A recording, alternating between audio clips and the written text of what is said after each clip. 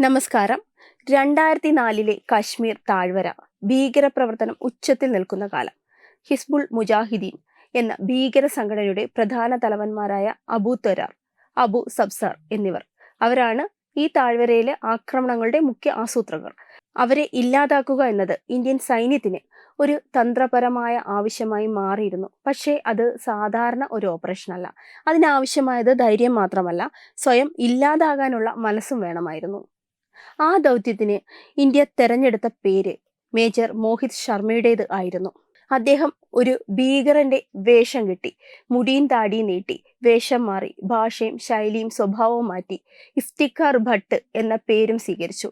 Indian സൈന്യം തന്റെ സഹോദരനെ കൊലപ്പെടുത്തിയെന്നും അതിന്റെ പ്രതികാരമാണ് തന്റെ ലക്ഷ്യം എന്നും വിശ്വസിക്കാവുന്ന കഥയും ദുഃഖവും കോപവും എല്ലാം ഉൾപ്പെടുത്തി അദ്ദേഹം ഭീകരർക്ക് മുന്നിൽ അവതരിപ്പിച്ചു. അത്രയേറെ കൃത്യവും ആത്മവിശ്വാസ പൂർണവുമായിരുന്നു അത്. അങ്ങനെ ഭീകരരുടെ സംശയം മാറി, വിശ്വാസവും വന്നു.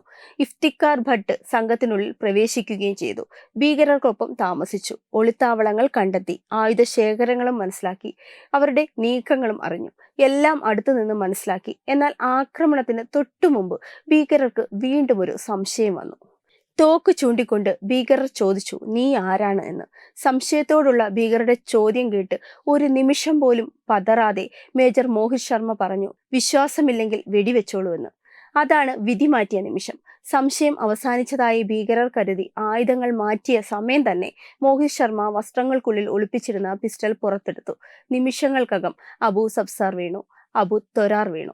ഈ അസാധാരണ ധൈര്യത്തിനും ബുദ്ധിപരമായ രഹസ്യ ദൗത്യത്തിനുമുള്ള അംഗീകാരമായി 2005 മേജർ മോഹിത് ശർമ്മയ്ക്ക് സേനാ മെഡൽ നൽകി രാജ്യം ആദരിച്ചു.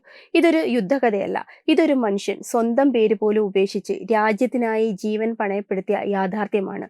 ധൈര്യം മാത്രമല്ല, മനോബലം, ബുദ്ധി, ആത്മത്യാഗം എല്ലാം ഒന്നിച്ചു ചേർന്നപ്പോൾ അത് ചരിത്രമായി മാറി. വെബ് ഡെസ്ക് തത്തുമൈ TV.